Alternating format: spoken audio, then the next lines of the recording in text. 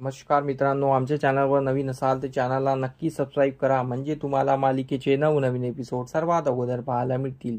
तर तुला शिकवीन चांगलाच धडा या मालिकेमध्ये काय घडलं. इकडे दुर्गेश्वरी अहिराचं ताट घेऊन अक्षराच्या घरी आलेली असते आणि ती माझा ताट खाली ठेवते आणि खाली बसायला जाते. तेवढ्यात तिथे अक्षराचे बाबा येतात. अक्षराचे बाबा तिच्या ओरडतात, तुम्ही या घरात कसे का आलात. तर दुर्गेश्वरी बोलते, घरात आलेल्या पाहुण्यांशी असं बोलतात का. तर अक्षराचे बाबा हसून बोलतात की कोण सांगताय आम्हाला घरातल्या पाहुण्यांशी कसं वागाव. आम्ही तुमच्या घरी आलो तर तुम्ही आम्हाला धक्के मारून लात मारून बाहेर काढलं आणि तुम्ही आम्हाला सांगताय घरात आलेल्या पाहुण्यांचा पाहुणचार कराव आणि कसं वागावं म्हणून. तर दुर्गी चिडते आणि बोलते, जे झालं ते सोडून द्या. मी अक्षराला या घरातून घ्यायला आलेली आहे आणि त्यासाठी मी अहिराचं ताट आणलेलं आहे, ते घ्या आणि अक्षराला माझ्यासोबत पाठवा. खूप माझ्यात बोलत असते, पण तिला भुवनेश्वरीने सांगितले असते की नरमाईने घ्यायचं, पण ती आपल्या एटीमध्ये राहते कारण की तिला अक्षराला घरी न्यायचं नसतं. तर इकडे अक्षराचे बाबा तिला बोलतात की अक्षरा त्या घरात परत येणार नाही, कारण की त्या घरात तुमच्यासारखी माणसं आहे तोपर्यंत त्या घरात येणार नाही. माझ्या मुलीला मी आयुष्यभर घरी ठेवेल, पण मी त्या घरात तिला पाठवणार नाही, असं अक्षराचे बाबा ठामपणे सांगतात. तर दुर्गी बोलते, जे झालं ते सोडून द्या, पण मी अक्षराला घ्यायला आली आहे, मानाने घ्यायला आली आणि मी माझ्या सुनबाईला घ्यायला आली आहे आणि तुमच्या घरात मी आली आहे पण मी तिला घ्यायला आलेली आहे, असं ती बोलत असते. तर अक्षराचे बाबा बोलतात, ती तुमच्या अगोदर माझी मुलगी आहे आणि मी तिला त्या घरात जाऊ देणार नाही, असं त्यांचं ठाम मत असतं. तर दुर्गी आपली तोंडाचा पट्टा चालूच ठेवते आणि तिचा काही तोंडाचा पट्टा कमी होत नाही, ती परत तशीच वागत असते. तर अक्षराचे बाबा आणि दुर्गीमध्ये वाद होतात. तर तेवढ्यात तिथे इरा आणि इराची आई येते आणि ते बघत असतात. इराला मजा वाटत असते. मग हे वाद सुरूच असतात. तेवढ्यात तिथे अक्षरा येते. अक्षरा वाद बघून दुर्गेश्वरीला बोलते, तुम्ही या घरात कसे काय आलात. तर दुर्गेश्वरी बोलते की मी तुला न्यायला आलेली आहे आणि मी अहिराचं ताट घेऊन आलेली आहे. यांनी अहिराचं ताट घ्यावं आणि मला तुझ्यासोबत जाऊ द्यावं. तर त्यावर अक्षरा बोलते की मी त्या घरात येणार नाही, अशी तशी मी त्या घरात येणार नाही. तर यावर दुर्गी बोलते की मी तुला घ्यायला आलेली आहे. तर दुर्गी डायरेक्ट तिचा हात पकडायला जाते आणि दुर्गी बोलते की अशी कशी तू घरी येत नाही, मी बघते, आणि तिचा हात पकडते, तिला ओढत नेत असते. तर अक्षरा जागेच उभी असते आणि तिचा हात ओढते. तर दुर्गी बघतच राहते. दुर्गीला शॉक बसतो की ही मास्तरीबाई अशी कशी म्हणून. तर ती अक्षरा बोलते की तुम्ही कधी या ना कधी मी तुमच्यासोबत येईल, हे काही खेळणं नाही, हे माझं घर आहे. अक्षराचे बाबा बोलतात की तुम्ही जर इथून निघाल्या नाही तर आम्ही पोलिसात देऊ तुम्हाला. तर ती दुर्गी बोलते, तुम्ही काय पोलिसात द्या, पोलिसाची धमकी कोणाला सांगता तुम्ही, अशी ती माझ्यात बोलत असते. तर इकडे इराला खूप मजा वाटत असते. इकडे भुवनेश्वरी घरी आजीसोबत बोलत असते आणि बोलते की मी दुर्गेश्वरीला अक्षराच्या घरी पाठवलेलं आहे अक्षराला आणायला.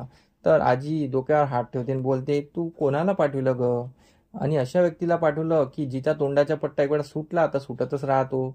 तर यावर भुवनेश्वरी बोलते की मी तिला जेवढं सांगितलंय ती तेवढंच बोलणार आहे, तू टेन्शन घेऊ नको. तर आजीच्या मनात धीर येतो. तर मग इकडे दुर्गीचा तोंडाचा पट्टा चालूच असतो. तर अक्षरा तिला चांगला जॉब विचारते आणि बोलते की तुम्ही मला काय सांगता हो, मी त्या घरात यायचं की नाही यायचं ते माझा निर्णय आहे, तुमच्यासोबत येईल म्हणून मी असं तुम्ही समजू नका. आणि ती तिला खूप तोंडावर बोलत असते आणि तिचा खूप अपमान करत असते. आणि हे ऐकून दुर्गी तो ताट घेते अहिराजन तिथून रागात निघून जाते. आणि त्यानंतर ती निघाल्यानंतर इकडे इरा आपलं चालू करते.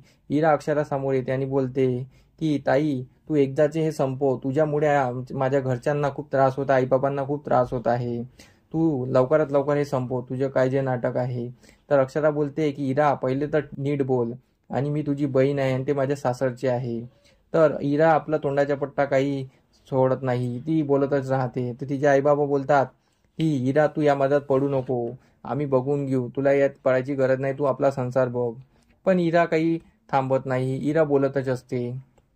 इकडे अधिपती घरी असतो आणि तेवढ्यात तिथे आपली ही येत असते दुर्गेश्वरी, रडत रडत म्हणजे नाटक करत असते आणि बोलते, अधिपती, मातंगबाईंनी माझा खूप अपमान केलेला आहे, मी तिच्या घरी तिला आणायला गेली होती आणि ताईने मलाच पाठवलं होतं की ती आली या घरात तर त्यांचं लग्न होईल, पण ती काय या घरात येणार नाही असं वाटत राहे, कारण की तिने साप म्हटलं की मी त्या घरात येणार नाही आणि माझा खूप अपमान केला.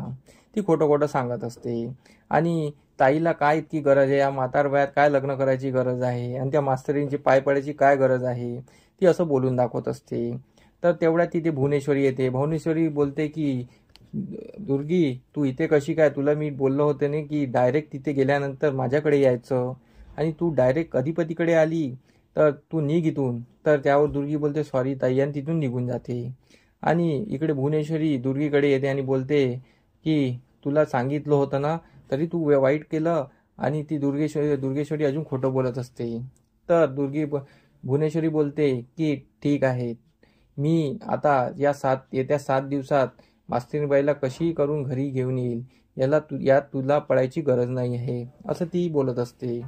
आणि इकडे चारुवास हे ओमकारला एका स्टोअर मध्ये भेटायला आलेले असतात, कारण की साऱ्या घरामध्ये CCTV लागलेले असतात म्हणून. तर चारुवास बोलतात की ओमकार, मी तुला यासाठी बोलवलेलं आहे की मला आता एक नवीन गोष्ट कळलेली आहे.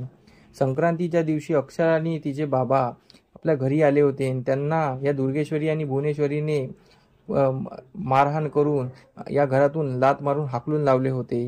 हे कोणालाच माहीत नव्हतं, आता आज मला कळलेलं आहे. हे ऐकून ओमकारच्या पायाखालची जमीन सरकते. ओमकार बोलते काय बाबा, मी हे आत्ता ऐकून राहिलो आहे.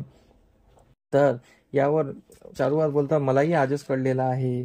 तर ओमकार बोलतो बाबा तुम्हीच सांगा आता काय करायचं आहे, मी तुमची मदत करेल. तर चारुवास आणि ओमकार प्लॅन करतात आणि इकडे अधिपती आपला विचारात असतो आणि भुवनेश्वरी नवीन प्लॅन करत असते. आणि इथेच आजचा भाग संपतो. तर आमचा एपिसोड कसा वाटला आम्हाला कमेंट करून नक्की सांगा. धन्यवाद. आमचा एपिसोड तुम्हाला कसा वाटला हे आम्हाला कमेंट करून नक्की सांगा. आम्ही तुमच्यासाठी नवनवीन एपिसोड घेऊन येत राहू. त्यासाठी आमच्या व्हिडिओला बघत राहा. धन्यवाद.